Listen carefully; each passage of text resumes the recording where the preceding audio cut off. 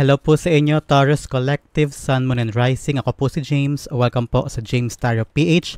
Diretso na po tayo sa inyong weekly reading for Feb 3 to Feb 9.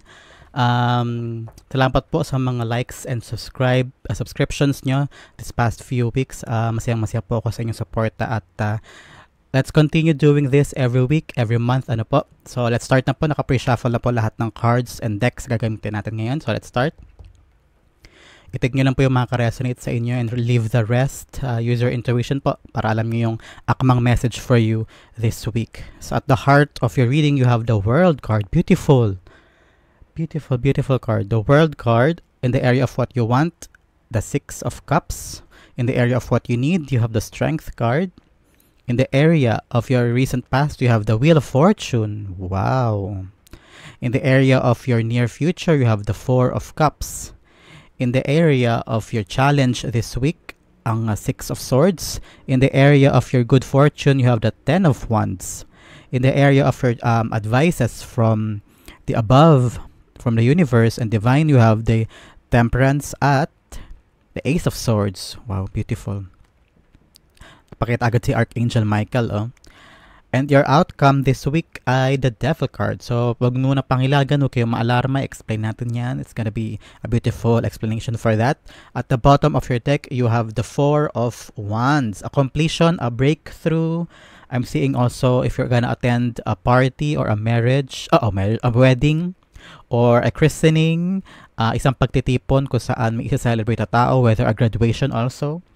Kung ikaw ay inibitahan this week o maten ka, I'm sensing something great is about to happen there, whether you're gonna meet someone or you're gonna have a reconciliation or reunion with someone else, pwedeng a man or a person or a woman in your past, makikita kayo doon.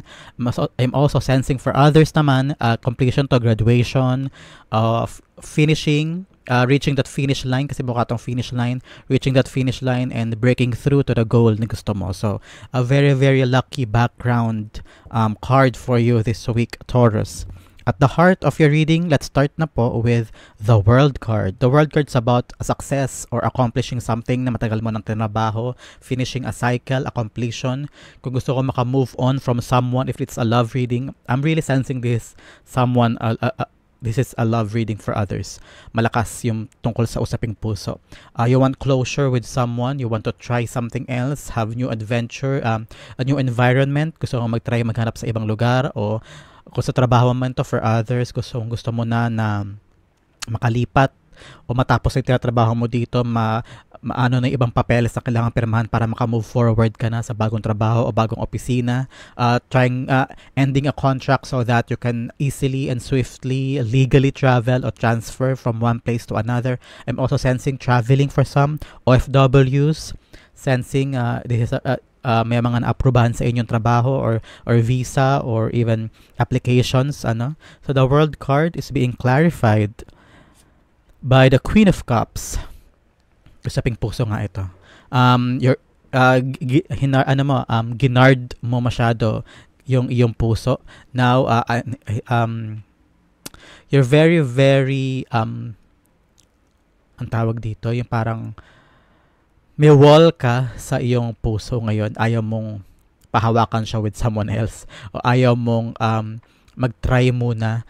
For others, ito very specific to. For some Queen of Cups there, na parang na masyado ko nadurog, ginard mo yung puso mo at ayaw mag-open up sa ibang tao. Ayaw mong mag-open up sa ibang taong potentially mag-offer sa'yo ng love nila sa'yo. So you're very guarded. For others, it's about you rejoicing naman. For others, rejoicing with the completion of something. Parang yes, sa wakas Diyos ko natapos din. Parang ganun. It's a sigh of relief na naka-let go ka sa cycle na yun. And you are not that super ready, pero optimistic ka sa mga darating na bagong cycle. Okay? At the area, taas tayo sa iyong conscious and subconscious area. In the position of what you want, you have the Six of Cups. You want to have that playful mindset for others, yung parang gusto mo naman mag-relax at tumawa at wag mo na maging seryoso. Lahat ng sa trabaho mo, lahat ng katrabaho mo, napakaseryoso sa buhay. Sa pamilya, ganoon din. Yung mga responsibilidad mo. You've been very serious and very focused sa mga ginagawa mo. Nakalimutan mo ng sumaya, nakalimutan mo ng mag-relax, nakalimutan mong yung parang mga simple joys in life, kumain sa labas, bumili ng toy, alam mo yun, yung parang bumili ng mga bagay o mag-shop ng mga things na makapaligaya sa'yo. For others is about, for love reading, this is about you not letting go of that ex. Someone will come back to you, guguluhin ka, kukulitin ka, and you want a communication with that person. I'm seeing that, I'm sensing. Dogs are barking outside. That is a confirmation na, yeah, hoy, gusto mo pambalikan yung taong yan. So this is like what you want internally. Gusto mo may bumalik sa'yo for love reading ito. Pero for others, it's about having that nostalgia. Sa ibang tao po ito, sa ibang Taurus, meron kang nostalgia ng nakaraan mo, ng kabataan mo, gusto mong balikan, o gusto mong umuwi sa dating yung bahay nung bata ka pa, because you know that gives you like a childhood memory na masaya ka, maligaya ka, everything is innocent, pure, and happy, genuine happiness. So you're thinking of a traveling papunta doon, since we have the world card kanina, traveling to a childhood home sa inyong ancestral house, parang ganon. So that is something that you want. For others, you want to gift yourself some free time, some relaxation. Gusto mo bumiyahe muna saglit para mag-relax or kaya regaluhan yung sarili mo. And for those who are into those na nandito for love reading, I'm sensing your energy of that struggle na hindi mo maamin. Inaamin mo sarili mo pero ayaw mong aminin sa iba na gusto mong balikan yung ex mo. O yung ex mo may potential na parang bumalik, nagpaparamdam. Okay? The Six of Cups is being clarified by the Ten of Swords. Ooh. Others, I'm sensing there are a lot of unrequited emotions from the past. Hindi mo ma-let go yun. And I'm sensing and it's telling me na stop na from chasing the past. It's over. For lovers, it's over. Don't let that ex come back to you again, o kung magchat-chat man o magpaparamdam, ignore mo na. Don't welcome yung mga advances, you've had enough din at marami ka natutunan, marami ka nasaktan ka na doon sa part na yun, so let go of that ex. For others naman who can't let go of a past mistake, a past trauma, you want that to end pero you don't know how to move forward, so rejoice now. Use whatever happened in the past na magandang bagay. Halimbawa, may mga childhood traumas ka, seek help if it's really tormenting na your life now. Seek help, professional help with a therapist or psychologist, psychotherapist. But for others na hindi makalet go sa past, yung medyo magaan, hindi yung kailangan ng therapist. Try to resolve that on your own and kunin mo lang yung magagandang bagay as a good memory kaysa mag-dwell ka dun sa masasakit in the past. So know that end na. Love life na yun, end na ha. Pero for others, I'm seeing talaga you want to go back to your old house or your old hometown, dating probinsya, and relive the past. But no, na i-relive mo lang and don't dwell too much dun sa meron kasing kalungkutan na dala yung nostalgia, hindi ba? Merong pain na dala yung mga bagay na tapos na pero hindi mo na mababalikan physically and emotionally, parang aalahanin mo lang siya. There's pain and sorrow that comes with nostalgia, di ba? So, the area of what you need the strength. Strength to go out and forget the past. Yung mga tao sa past mo, i-let go mo na yun.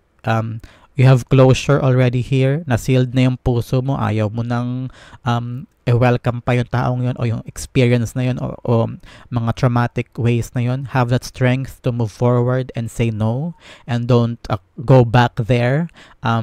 Pakita mo na naka-move forward ka na kaya mo nang wala siya. Yun ang narinig ko. Kaya mo nang wala siya. That is your strength. So the strength card is being clarified by the Eight of Wands. You're on the right path, sabi ng Eight of Wands. You're on the right path with this strict decision na wag na bumalik doon, wag ka na mag-dwell doon. Don't entertain kapag may bumalik at gustong guluhin na naman yung life mo. So have that strength within you to move forward and not dwell in the past. In the area of your recent past, you have the Wheel of Fortune. May nagbago sa life mo, whether it's a good thing or something shifted within you or for you. Na-realize mo na tapos na yung relasyon nyo, kaya kailangan mo na ng closure. O merong something good that happened sa iyo recently at gusto mo mag-travel somewhere else. I'm also sensing may gumaling na sa inyo from a sickness, because Wheel of Fortune is all about taking your health into a good thing naman ngayon. Pag pinagtuunan mo ng pansin yung health mo at maganda na yung ikot ng health mo ngayon. That is a completion, sumunod sa the world. So I'm sensing you took the matters in your own hands. Meron kang pinagdesisyonan and ginawa mo, and you said, okay, itong sitwasyon, itong gagawin ko. And the divine fate and the universe was in favor of you. Parang naging successful yung bagay na yun sa'yo. Kaya meron kang success dito, whether nag-aral ka, nakatapos ka ng pag-aaral, nakatapos ka ng seminar, may natanggap ka sa trabaho, nakalipat ka successfully sa trabaho, you won something, I'm hearing na may napanalunan ka, and you will use that to travel or change the things na meron sa life mo. Parang you're a renewed person na So the Wheel of Fortune is being clarified by the Two of Swords. Namili ka sa mga decision mo. Go this or there. You took really matters in your own hands. Sa Two of Swords kasi pamimili ito eh. Choosing this or that. And may pinili ka and that changed your life. It changed the trajectory of something na pinaniwalaan mo, something na gusto mong gawin in the past. Kaya you naging victorious ka sa bagay na yun. Nag-close ka ng isang chapter sa buhay mo. Now a new cycle begins. And you're taking good care of your heart. You're very affectionate. You're very loving. Pero now you're choosing to give it to someone that is worthy. That is talagang alam mo na hindi masasayang yung effort mo. In the area of your near future, you have the Four of Cups. Something new is about to come in your life. I know you're in a new cycle, so you're searching and chasing for the things that you want. Hindi ka kontento sa ito lang. Alam mo yun, parang ito na yun, ito lang yung meron ako. No, you want something else. You want to level up. You want to reach new heights. You want to prove also yourself that there's something out there for you na yung titrabaho mo before ay magbubunga yun into something else. You're praying hard and manifesting na magbunga itong tinatrabaho mo. If it's about school, you are trying to manifest and working hard to get that grade, to be at the top level of your classmates. Alam mo, for others sa work, you're targeting a successful presentation or a successful promotion. You're eyeing for things na hindi mo alam kung kailan darating, but know that it will come to you. Just have to work hard and focus on it. Okay? The Four of Cups is being clarified, Taurus, by the Nine of Wands. Yes, you've been working so hard. Nine of Wands is a wounded warrior. Ang Nine of Wands parang trabaho ka ng trabaho, ginawa pa rin ng ginawa, paulit-ulit, nag-fail ka, uulitin mo ulit, babangon ka, ulitin mo ulit. Meron na namang aberya, ulitin mo ulit. It's about you working hard and continuing doing it, having that strength and resilience within you. And kakatigan ka ng kapalaran darating sa'yo on the right path, and makukuha mo tong dream at pinapangarap mo na new things in your life, because you are worthy. You're being rewarded with your hard work at with your patience sa paghintay sa pagdating ng mga bagay na gusto mo. In the area of your challenge this week is Six of Swords. You walking away, distancing yourself from this someone. I'm hearing na nag-break up kayo with this someone and you're trying to move on. Hindi to literal, sa iba literal na magka-travel o aalis, lilipat somewhere else, but for others it's like you're trying to move on from a situation, moving on from a heartache or heartbreak or a rejection. On a layoff ka, you're trying to move forward and gaining another experience and trying your fortune somewhere else. Dito din sa near future, you're like trying a new love life. Someone is gonna come to you and you're thinking, why not? Try natin. Why not? Isa pa ulit. Why not this time baka mag-work, So the Six of Swords is being clarified by the Strength card. Dalawang beses lumabas sa Strength card. Have that strength, courage, and power and resilience to move on. Have that tatag na loob na lumayo, tatag na loob na mag-move forward, tatag ng loob na kayanin yung proseso ng pag-alis. That is your challenge this week. In the area of your fortune, you have the 10 of Wands. Tapos na yung paghihirap mo, tapos na yung heartache, tapos na yung hardship, tapos na yung, kung ano man yung problema mo this week, makatapos yan before Feb 9. Gagaan, may tutulong sa'yo, may darating sa'yo, kasi nasa position siya ng good fortune. Someone will come to you, ma-accomplish mo tong hardship na to, tong tinatrabaho mo na to, yung pilit mong tinatapos at pilit mong pinapaganda o nilalaban. Makukuha mo yung result, makukuha mo yung positive result sa bagay na ito. I'm sensing a back pain sa inyo. Someone with back pain, try to get a massage or hilot at ma-alleviate yung pain na nararamdaman ninyo. The 10 of Wands being clarified by the death, yet it's really about the end, a transformation, a beautiful transformation for you, end of a cycle, with the world and with the wheel of fortune. Something is turning into your favor. Know na kung ano yung pinagdaanan mo ngayon, it will end, and something new, brand new will come to you, a brand new start for you to try new things or redevelop new things kung may passion project ang ginagawa, or something new about your love life. Someone will come to you and give you another realization na, okay, let's try it again, or let's try to fall in love again with someone new. Okay? In the area of your advice from the divine, we have the Temperance with Archangel Michael and Ace of Swords. Having that mental clarity and still continuing doing what you're trying to achieve. Wag kang madidistract. I'm seeing that merong parating na idea o merong parating na informasyon or communication for you that will restart the goal or yung bagay na gusto mong gawin. Halimbawa, sa school, halimbawa, may field trip and hindi tuloy halimbawa, and then information from the principal or the owner of the school will say yes, go signal, and then yung tinatrabaho nyo na parang pinipilit nyo yung teacher to push this through, sikaping gawin, matutuloy siya because an information will give go signal sa bagay na to. So in work, you're trying to elevate halimbawa, so you're gonna ask promotion halimbawa, so communicate with your boss and work on that, proving yourself and going with the flow, and you will get what you want. So a brand new idea will emerge from you, from others with the passion project. A brand new idea will come, and you will be guided sa prosesong ito. For others na may love, have that mental clarity of gusto mo na ba talagang move on o hindi? Gusto mo na ba talagang mag-try to entertain someone new? Kasi kung hindi, be patient. Be patient and have that deeper knowing na darating yung darating. And kung talaga nakatadharang dumating siya sa'yo, it will come at the right time. So be patient and have that inner knowing that patience is a virtue, and that having that faith, ibigay sa'yo yung nararapat para sa'yo. Okay, the Ace of Swords is being clarified by the Justice card. Yes, kung ano yung nararapat sa'yo ay makukuha mo, because Justice card is about good karma and faith and getting what you deserve. So having that inner knowing within you. And the Temperance is being clarified by the Knight of Cups. An offer talaga. Someone is gonna offer you something.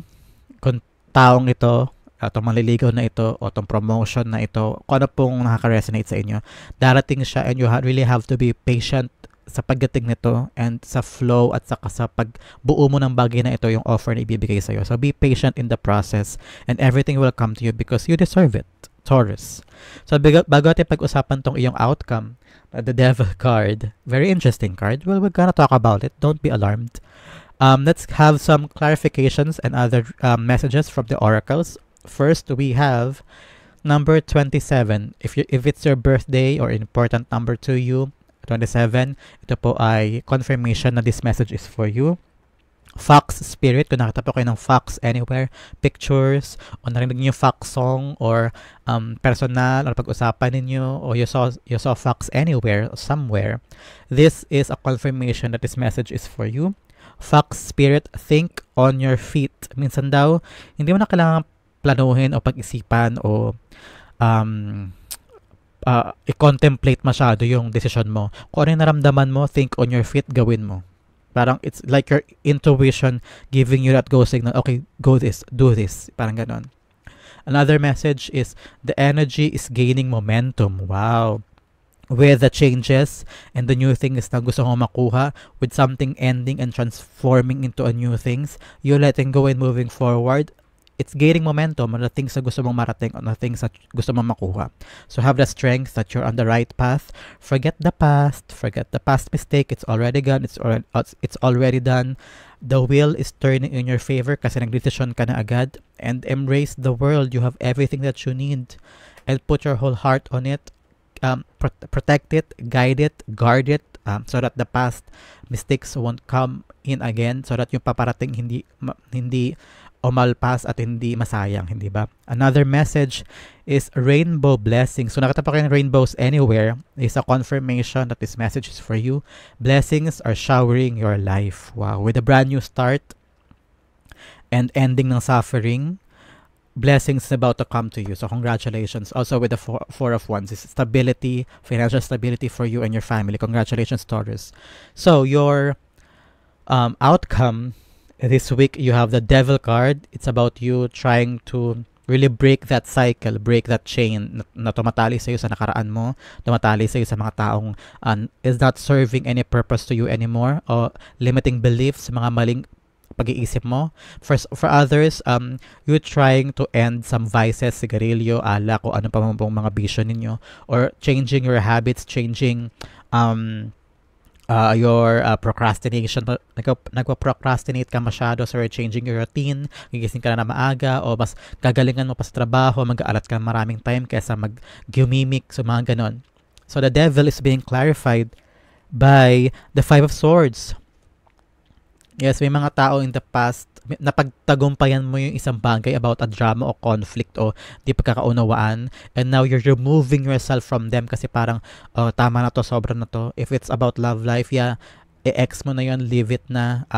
You're entering a new era of your life, and then yung hardship. So, try it na ikaw mismo, tanggalin mo tong chains na kumakadena sa'yo sa mga maling tao, sa mga maling sitwasyon, and move forward because you have a brand new adventure awaiting for you this coming week, Feb 3 to Feb 9. So, embrace a new start, let go of the extra baggage, let go of the people na hindi na para sa'yo. So, it's a really, really interesting and mapagpalayang week for you, Taurus.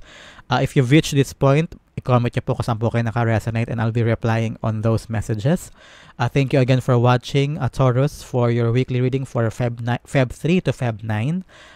Don't forget po to like, share, and subscribe. See you again next time for your weekly reading. This has been James for James Tarot PH. God bless everybody.